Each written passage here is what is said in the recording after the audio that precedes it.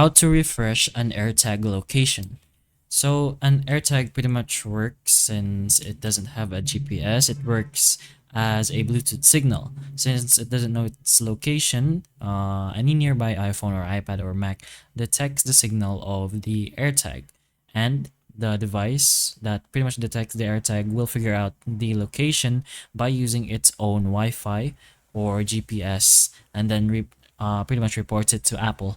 This is part of the Find My network, which is basically hundreds of millions of Apple's devices worldwide acting like location scanners. So as long as there is an Apple device near that AirTag, it will automatically refresh technically the actual AirTag location.